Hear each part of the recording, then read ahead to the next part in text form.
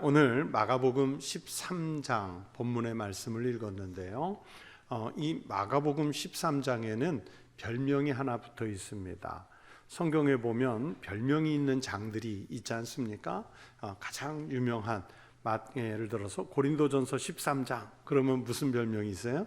사랑장. 그렇게 이름이 붙어 있는 것처럼 이 마가복음 13장에도 별명이 있어요.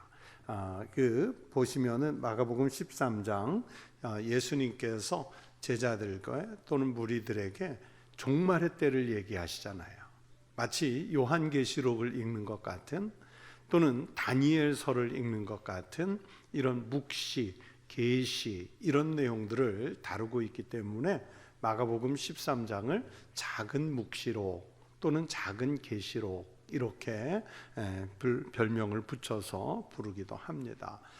예수님께서 이 종말의 때가 오면 어떤 일이 일어날 것인지를 설명하시는 말씀이 바로 마가복음 13장입니다. 오늘 이 마가복음 13장 1절부터 13절을 읽었는데 여기에는 이제 세 개의 단락이 등장을 하지요.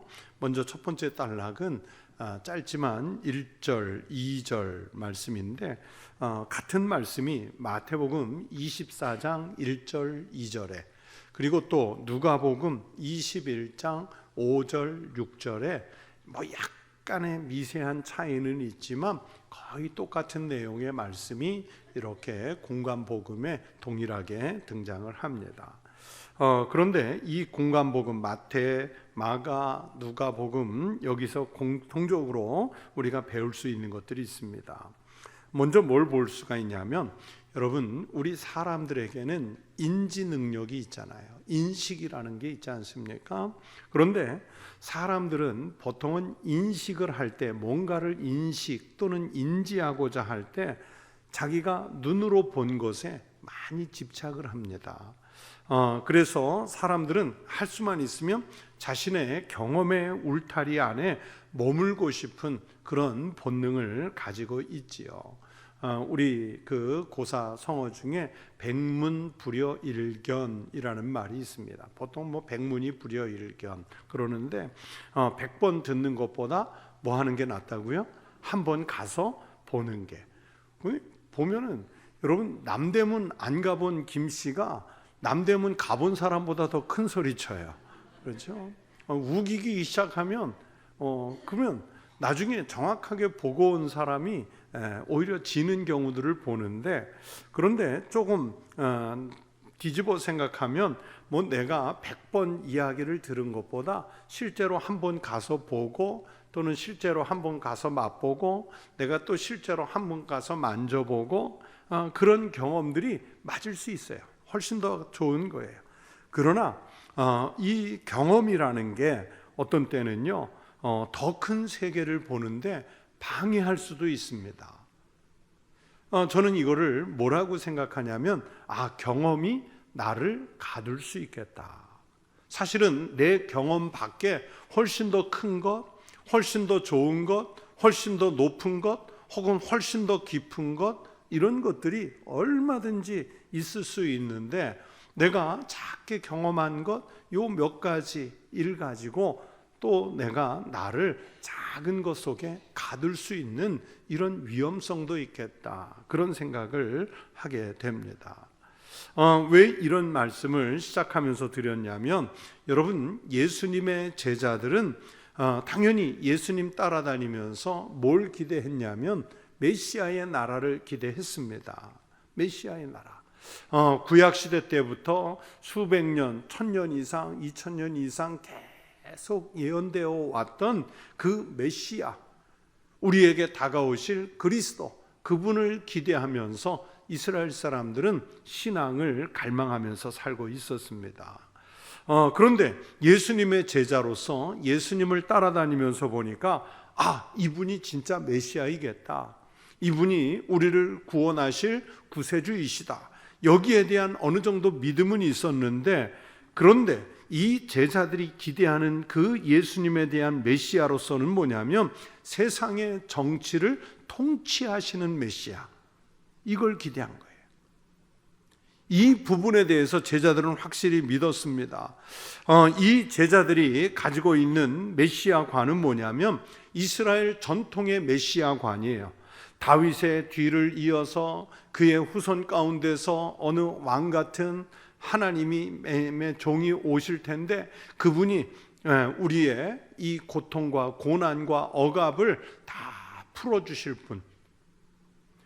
그러니까 어떤 메시아를 기대하냐면 군사적인 메시아, 아니면 정치적인 메시아, 이런 분들을 기대하는 거예요.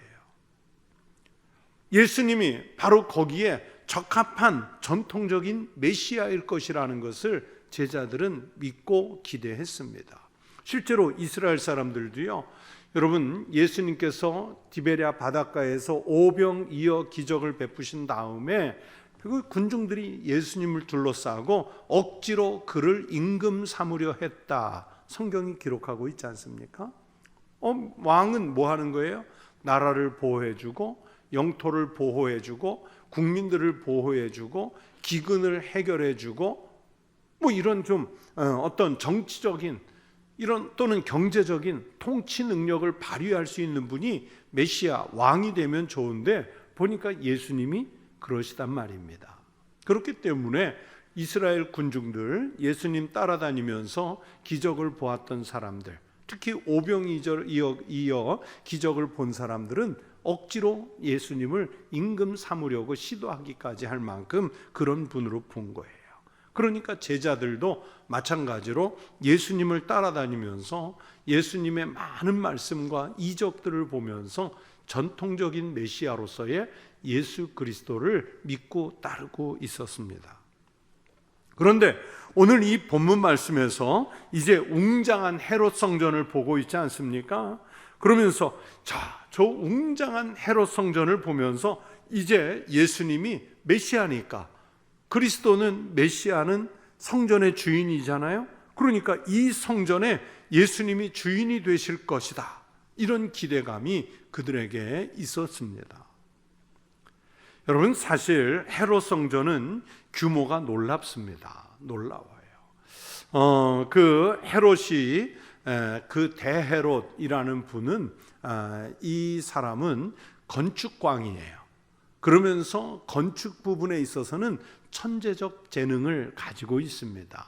그래서 로마 제국의 안에 가면 뭐 그 나라를 통치했던 제국 황제나 또는 총독들에 의해서 많은 건축들이 남아 있는데, 아직도 수천 년이 지났어도 남아 있는데, 이스라엘의 성지순례를 가면 헤롯이 건축한 건축물들이 정말 많이 남아 있어요. 이스라엘이 외부로부터 침략받았을 때 마지막 저항을 했던 그 마사다라고 있거든요. 사해바다 옆에 그 마사다 꼭대기에 올라가면 헤롯이 건축해 놓은 건축을 보면 지금도 놀래요. 어떻게 2000년 전에 이런 건축이 있을까? 사우나 시설도 있고요, 물이 없는 지역에 물 저장고가 있고요, 또 그러면서 회당도 있고, 또 그러면서 요새도 거기에 있고, 곡식 저장소가 거기에 있고, 지금은 많은 부분들이 무너져 있지만 지금 가서도 육안으로 확인할 수 있을 만큼 그런 훌륭한 건축들이 있어요. 가이사랴 빌립보 지역에 가면 또 그 로마 시대 그 대표적인 수로들, 또는 가이사랴 바닷가에도 여전히 남아있는 수로들, 그런 건축들이 있는데, 헤롯이 건축한 것 중에 가장 유명한 게 바로 이 성전이에요. 성전. 이스라엘 사람들에게는 역사에 3번의 성전 건축이 있었습니다. 첫 번째는 바로 솔로몬 왕이 건축한 첫 번째 성전, 솔로몬 성전이 있었고, 포로로 바벨론에 잡혀갔다 70년 만에 돌아와서 무너진 성전터에 다시 성전을 세운 수룹바벨 성전이 있습니다. 그리고 이제 바로 말씀드린 헤롯이 이 성전을 요한복음 12장 19절 이하에 보면 46년에 걸쳐서, 여러분 몇 년에 걸쳐서? 46년에 걸쳐서 이 성전을 지었는데, 헤롯은 전에도 말씀드린 적이 있는데 원래 정통 유대인이 아니에요. 헤롯은 정통 유대인이 아니고 이두메 족이라고 해가지고 에돔 족속과 유대인의 혼혈이에요. 그래서 유대인들에게는 혼혈은, 이것은 정통 유대인은 이스라엘의 통치자가 될 수 없어요. 그러나 헤롯을 지지하는 많은 정치인들, 종교인들과 힘을 합해서 로마에 잘 보여가지고 로마로부터 이제 분봉 왕을 따낸 거예요.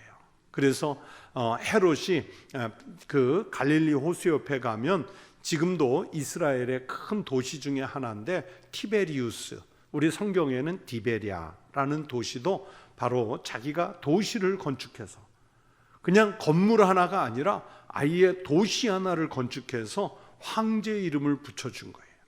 황제 이름. 그래서 티베리우스, 디베리아가 생기죠. 그렇게 건축을 좋아하는 헤롯이 성전을 건축했는데 오늘 본문에 제자들이 보고 놀랄 만한 규모의 성전이었습니다. 성전이었어요. 말씀드린 대로 요한복음 2장에 보면 46년에 걸쳐서 완공을 했고 돌 하나하나가 대단해요. 지금은 성전 건물은 남아있지 않은데 이 규모가 얼마나 대단했을지 알 수 있는 예루살렘 성벽 서쪽 벽이 남아있어요. 지금은 보통 통곡의 벽이라고 하는데 거기에 쌓은 돌 하나가요, 실제로 사람 키보다 큰 돌입니다. 그것을 켜켜이 벽돌처럼 쌓아서 성벽을 만들고 그게 성전의 울타리가 되지요. 그런데 그 웅장한 성전에 제자들이 보고 깜짝 놀랄 만한 그 규모의 성전에 앞으로 누가 주인이 될 것인가? 지금 자기네들이 믿고 따르는 예수가 주인 될 것이라는 기대가 그들에게 있었습니다. 그래서 예수님, 이 성전을 보십시오. 놀랍지요? 돌 규모가 놀랍지요? 건물의 규모가 놀랍지요? 이 제자들은 지금 자기네들이 본 것에 집착을 하면서 감탄을 합니다. 그런데 예수님은 그것을 보지 않았어요. 예수님은 눈으로 보이는 웅장한 것, 지금 내가 보고 느끼고 만질 수 있는 이 성전을 보시는 것이 아니라 예수님은 그 성전 너머에 있는 새로운 지평을 보셨습니다. 즉 당장은 보이지 않지만 더 큰 세계, 더 높은 세상을 보는 안목을 예수님께서 말씀하십니다. 그래서 요한복음 2장 19절에 보면 예수님께서 그 성전을 보면서 뭐라고 말씀하시냐면 너희가 이 성전을 헐라 내가 사흘 동안에 일으키리라. 무슨 뜻이었을까요? 예수님 자신이 성전의 주체이신데 그 성전이 죽고 무너지면 사흘 후에 부활하시겠다는 것을 성전을 건축하는 것에 비유해서 말씀하셨습니다. 그렇게 예수님은 지금 눈에 보는 성전을 말씀하시는 것이 아니라 그 무너진 성전 너머 뒤에 있는 부활을 보고 하나님 나라를 보고 있었습니다. 여러분, 신학적인 신학 용어 중에 뭐라고 있냐면 Beyond Horizon이라는 용어가 있어요. 감추어진 지평이라는 뜻인데 그 지평선 너머에, 우리가 볼 수 있는 땅끝 지평선 너머 혹은 바닷가에 갔을 때 수평선 너머에 또 다른 세상이 있지 않아요? 더 큰 세상이 있지 않습니까? 더 넓고 더 높은 세상이 있지 않습니까? 바로 예수님은 그 감추어진 지평 비욘드 호라이즌을 넘어선 더 큰 세상을 지금 제자들 앞에서 말씀하시고 있었습니다. 예수님이 이 제자들과 다르게 이 본문 짧은 말씀이지만 여기서 보시는 것은 뭐냐? 눈으로 보이는 것, 이 성전이 그렇게 대단해 보이느냐? 허물어진다.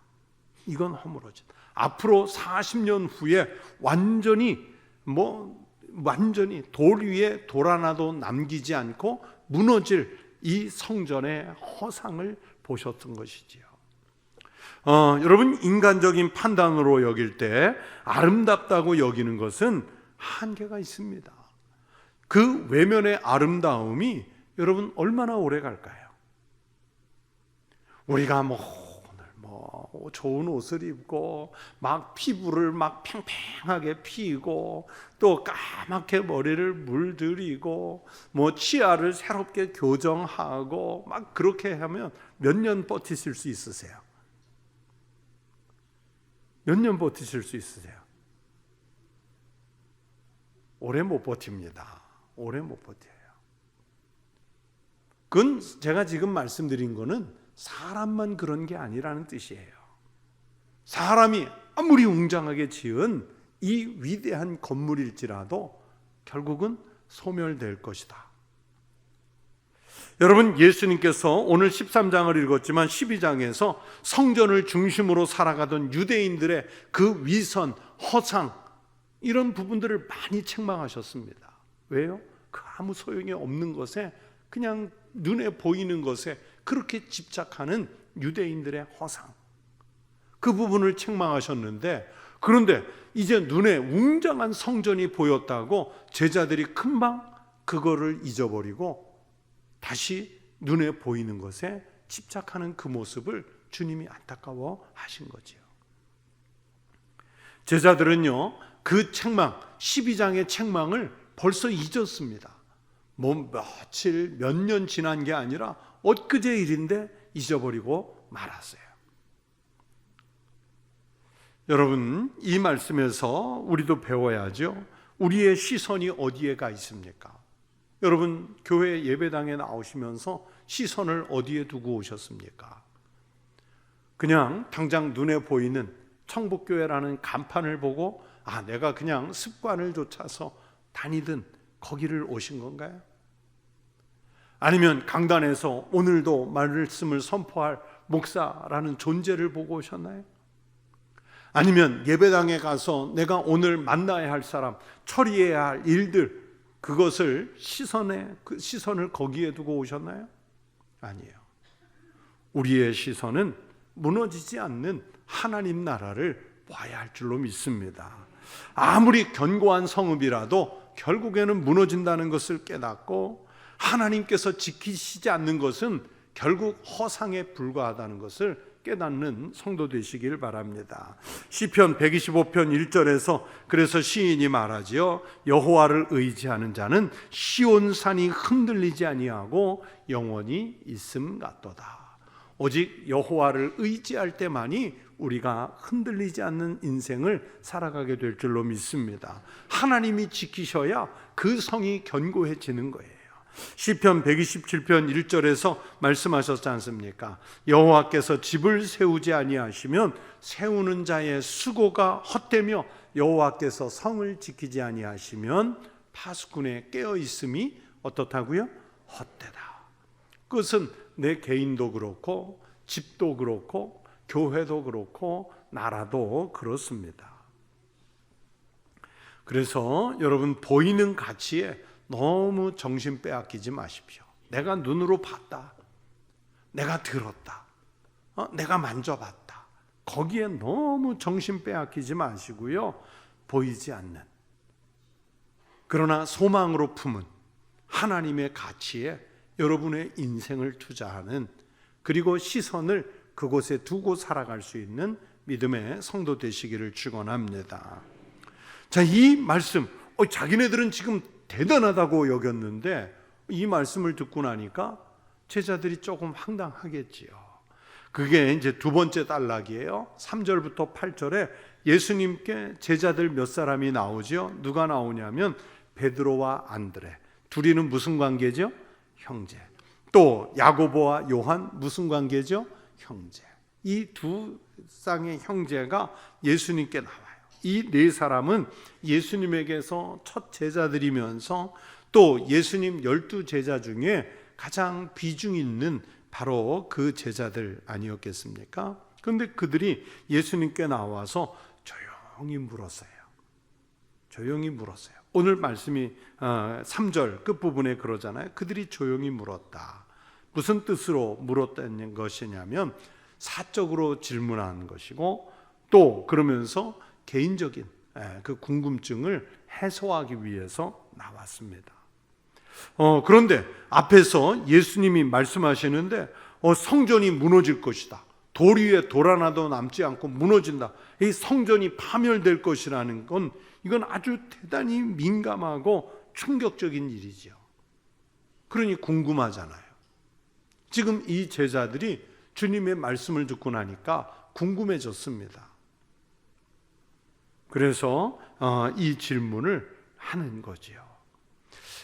예수님 가까이에 이렇게 나와서 하늘의 비밀을 아는 이 제자도의 삶을 우리도 살아야 할 줄로 믿습니다.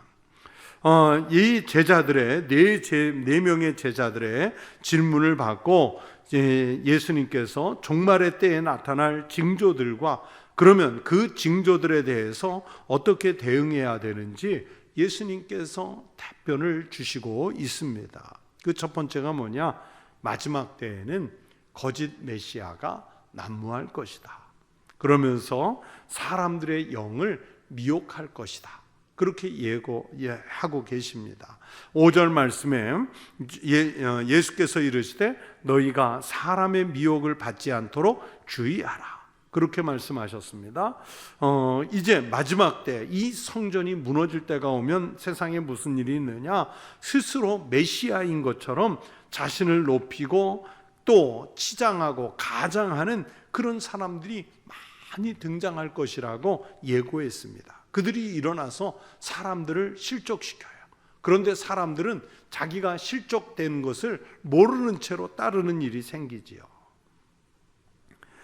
사도행전에 보시면 5장 36절 37절에 예수님이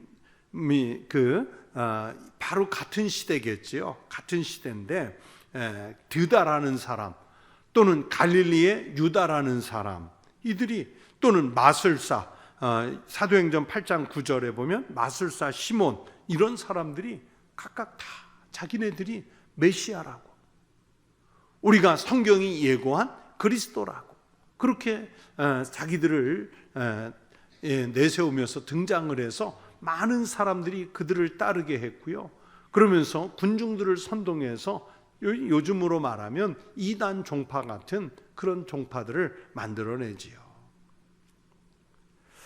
이들이 예수님께서 말씀하시는 미혹이라는 것, 너희가 사람의 미혹을 받지 않도록 주의하라 그랬는데 이 미혹이라는 말은 헬라어로 단순히 유혹을 받아서 잘못을 범하는 그런 정도, 그런 뜻이 아니라 그 미혹이 뭐냐면 적극적으로 동조해서 진실이 아닌 사실을 믿고 따르도록 만들어버리는 것. 이게 미혹이에요. 헬라어 원문의 미혹이에요.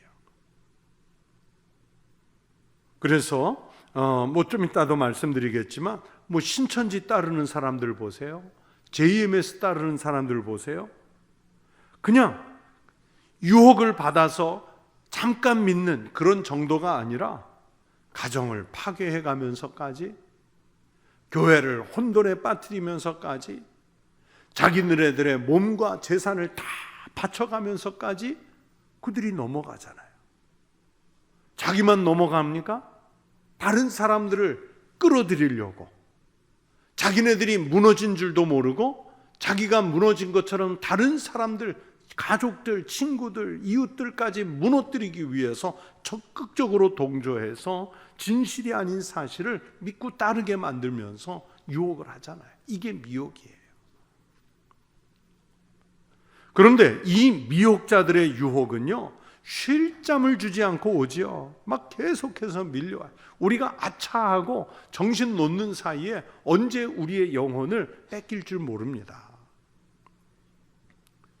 여러분, 사탄도요, 하나님을 대적해서, 예수님을 대적해서, 성령님을 대적해서 끊임없이 자기 일들을 하는 거예요.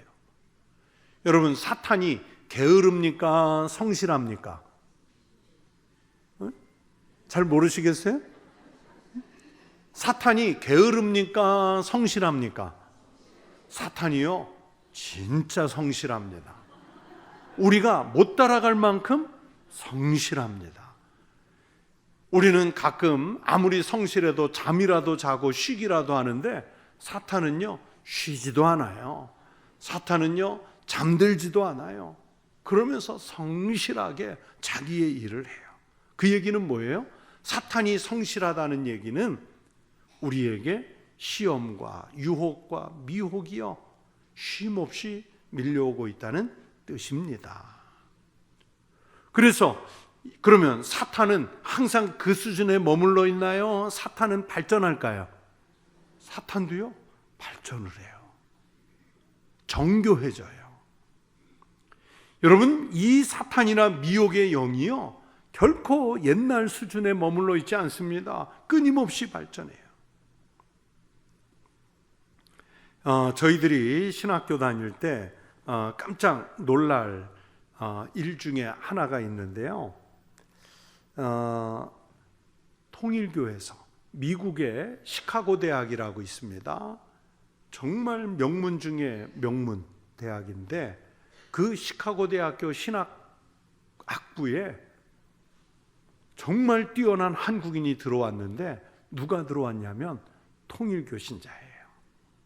통일교 신자.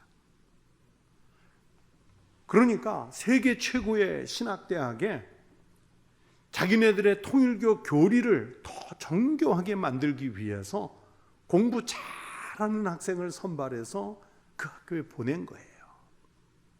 보낸 거예요. 사탄이 그냥 있지 않습니다. 그냥 있지 않아요. 이게 참 조심스러운 문제인데 우리 장신대에 요즘에 아주 유명한 태극기 목사님의 목사, 우리 교단이나 타교단에서 목사로 인정하지 않는데 그 목사의 아들과 며느리가 입학을 했어요. 그 학교는 또 우리 교단은 조심스럽게 보지요. 영어도 잘해요. 거의 공부를 수석할 만큼 뛰어나요. 세례도 다 받았어요. 학교에서 막을 수 있는 방법이 없어요. 그렇잖아요. 그걸 어떻게, 우수한 학생인데 단지 아버지가 그렇다는 이유로 우리가 막을 수는 없어요. 만약에 그의 입학을 거절하면 어떻게 될까요? 학교에 만약에 소송이 걸리면 99%가 아니라 100% 져요. 그러니까 그 부부를 아들과 며느리를 받았죠. 그러면서 과연 이 아들이 아버지의 그 교회와 아버지의 그 사업을 이어받을까? 아니면 정말 학교에서 제대로 잘 교육받고 건강한 목회자나 또는 신학자가 될까? 우리는 지금 주의 깊게 보고 있는 거예요. 그 학생들을. 이런 일은요 비일비재합니다. 비일비재해요.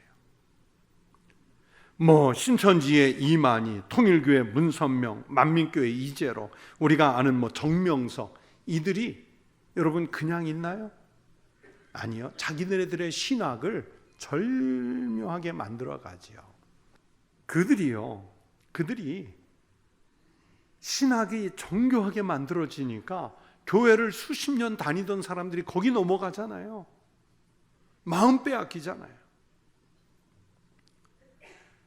그들은요 그 정교해진 신앙을 가지고 감정적으로 사람들에게 아주 친근하게 접근해요. 자기네들이 마치 무슨 큰 비전이 있는 것처럼 제시를 해요. 그러나 결국은 가만히 지켜보면 사람들의 마음을 훔치고 사람들의 영혼을 훔치고 사람들의 재산을 탈취하고 교회가 갖고 있는 건강한 질서를 무너뜨려요. 여러분, 그런 미혹하는 영에게 마음 두지 마십시오. 내가 그런 것들을 싸워서 이겨보겠다. 못 이깁니다. 신학을 공부한 사람들도 잘 이기기 어려운 판에 여러분 아예 제일 좋은 방법은 뭐냐? 거기에 마음을 두지 않는 거예요. 마음 빼앗기지 않고 보는 거예요.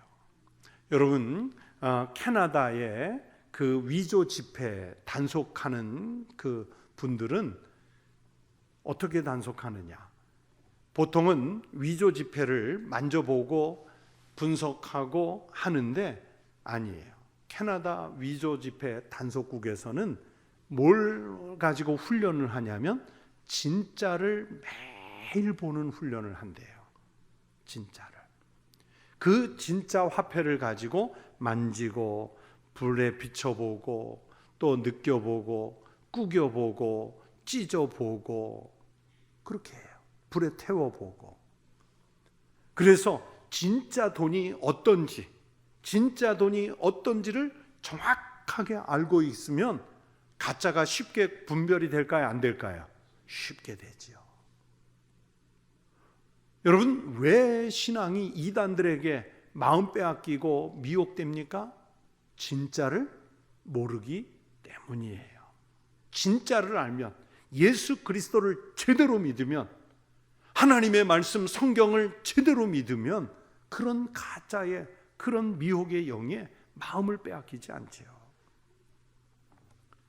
그러므로 마지막 때에 거짓 메시아가 난무하고 사람들의 영을 미혹할 때 거기에 마음 빼앗기지 말라고 예수님 말씀하시는 거죠. 또 두 번째는 마지막 때가 되면 세계가 격변하는 요동이 일어날 것이라고 예고하고 있습니다. 7절 8절에 보면 난리와 난리의 소문이 있겠다. 민족과 민족이 전쟁을 치르겠다. 나라와 나라가 대적을 하겠다. 그러면서 곳곳에 지진과 기근이 일어나겠다. 그런데 이런 일들이 끝이 아니라 오늘 예수님 뭐라고 말씀하세요? 이는 재난의 시작이래요. 이게 시작이랍니다. 전쟁이, 그리고 그 전쟁의 후유증에 따르는 기근, 지진, 자연재해 이런 것들이 세상에 밀려온답니다. 그런데 성도들은, 예수 제대로 믿는 사람들은 두려워 떨 필요가 없어요. 왜냐하면 세상은 그런 과정을 겪지만은 역사의 최종적인 종착지는 하나님 나라, 바로 하나님이 통치하시는 나라가 오기 때문입니다. 그러므로 세계에 이런 난리와 난리의 소문이, 민족과 민족의 전쟁, 나라와 나라의 대적, 또는 곳곳에 지진과 기근, 이런 격동이 있을지라도 이런 것들은 우리 그리스도인 하나님의 성도들이 천국에 갈 때의 하나의 단계일 뿐입니다. 히브리서 12장 26절에서 말씀했습니다. 그때에는, 즉 이런 일이 벌어졌을 때는 그 소리가 땅을 진동하였거니와 이제는 약속하여 이르시되 내가 또 한 번 땅만 아니라 하늘도 진동하리라 하셨느니라. 땅을 진동시키시는 하나님이 하늘을 왜 진동 못 시키시겠어요? 이 마지막 때가 되면 극단의 이기주의, 과학지상주의, 또는 지나친 국수주의, 또는 민족 간의 갈등, 이런 일들이 벌어져요.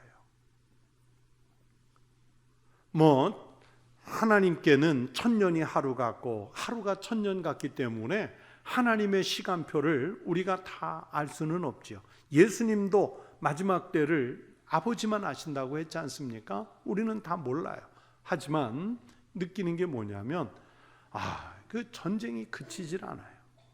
테러가 그치질 않아요.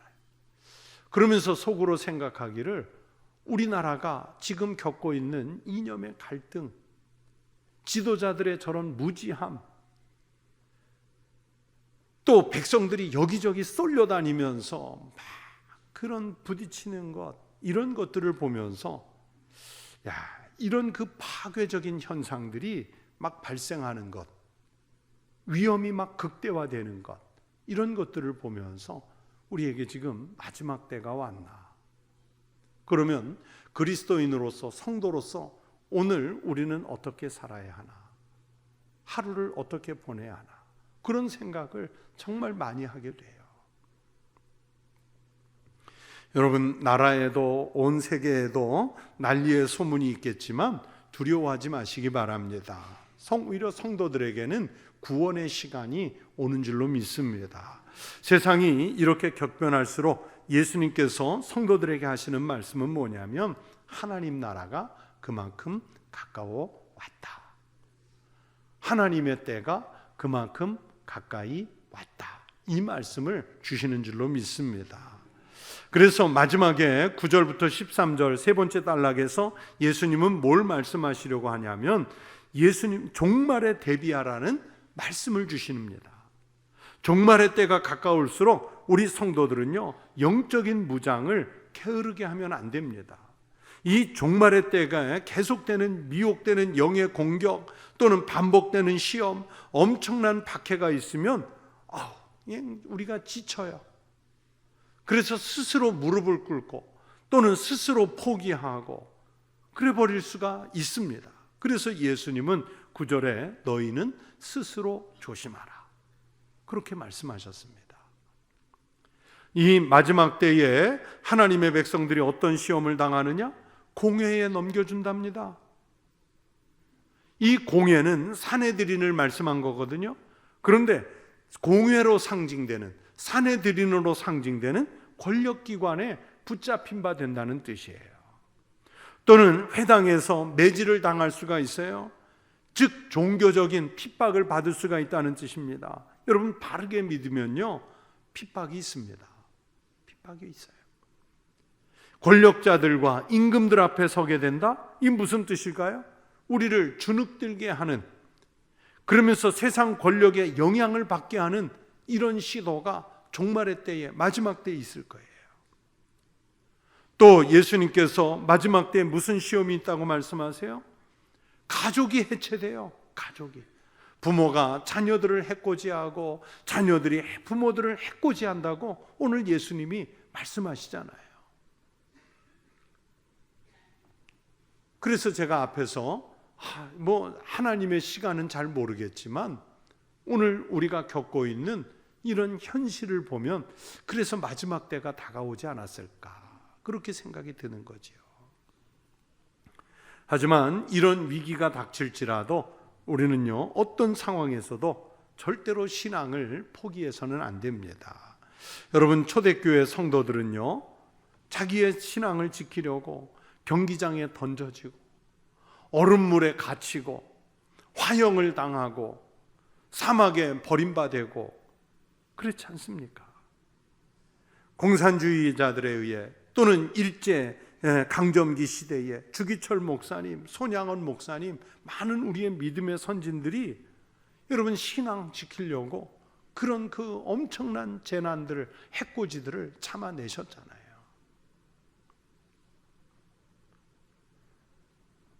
일제시대 때 그들은요, 제일 걸림돌이 교회였어요. 그리스도인이었어요. 여러분, 우리나라를 위해서 기도할 때 절대 공산주의 되지 않도록, 절대로 우리가 그런 그 유물론자들에게 나라와 주권과 마음 빼앗기지 않도록 정말 기도하셔야 돼요. 왜냐하면 교회가 그들에게는 제일 걸림돌이거든요. 그리스도인들이 그들의 그 위협을 이루어 가는데 제일 방해가 된다고 생각하고 있기 때문입니다. 그래서 어떻게 하든지 교회를 박해하고 그리스도인들을 제거하려고 하죠. 그런데 우리가 거기에 주눅이 들어가지고 그 권력 앞에 무릎을 꿇고 포기하면 안 되지요. 잠시 조금 더 살기 위해서 신앙을 버리는 순간 우리는 죽습니다. 여러분, 조금 짧게 살고 영원히 사는 길을 택하시기를 바랍니다. 육신으로 조금 더 살기 위해서 영원히 죽는 길을 택하시는 것 얼마나 미련한 일이겠습니까?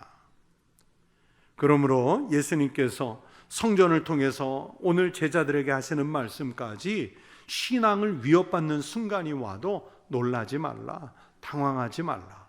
왜냐하면 그런 순간이 왔을 때 당신들의 입으로 말하지 않아도 성령께서 할 말을 준비시켜 주실 것이라고 말씀하셨습니다. 그러니까 시련을 받을 때 우리에게 적절한 말씀을 주실 것을 예수님께서 예고하셨어요. 그러므로 큰 핍박이 와도 담대하시기 바랍니다. 오직 우리의 생명을 누가 주관하시느냐? 하나님께서 주관하시는 줄로 믿습니다.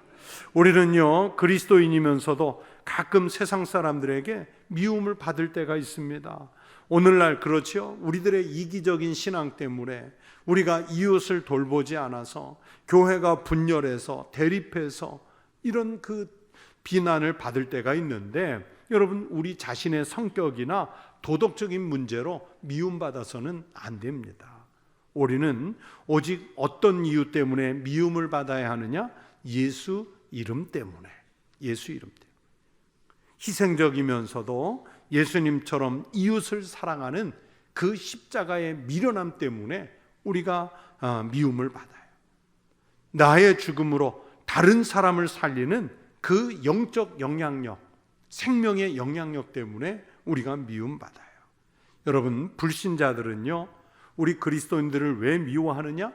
자기네들과 똑같은 수준으로 살면, 아니 자기네들보다 못한 수준으로 살면 고소해야 합니다. 자기네들과는 조금 다른 차원으로 높은 신앙의 삶을 살면 미워해요. 자기들이 뭐라고? 자기들이 그렇게 깨끗해? 그런데 우리는 그런 미움은 얼마든지 받아도 됩니다. 우리가 그리스도인답게 못 살아서 받는 비난을 부끄러워해야지, 우리가 그리스도인답게 사는 것 때문에 어떤 비난을 받아도 오히려 그것은 자랑스러워할 수 있어야 합니다. 그러면서 예수님은 신앙 때문에 미움을 받는 성도가 생기면 끝까지 견디면 구원을 받을 것이라고 오늘 격려하시죠. 마지막 13절 말씀 같이 읽겠습니다. 또 너희가 내 이름으로 말미암아 모든 사람에게 미움을 받을 것이나 끝까지 견디는 자는 구원을 받으리라. 이렇게 우리가 마지막 때에, 종말의 때에 끝까지 신앙을 지켜서 받는 상급이 뭐냐? 결국은 구원입니다. 상급이라고 하니까 무슨 금전적 보상을 받는다든지 장수의 보상을 받는다든지 세상의 권력이나 명예를 보상으로 받는 것이 아니라 하나님 나라에서 얻는 생명, 구원이 마지막 우리의 상급인 줄로 믿습니다.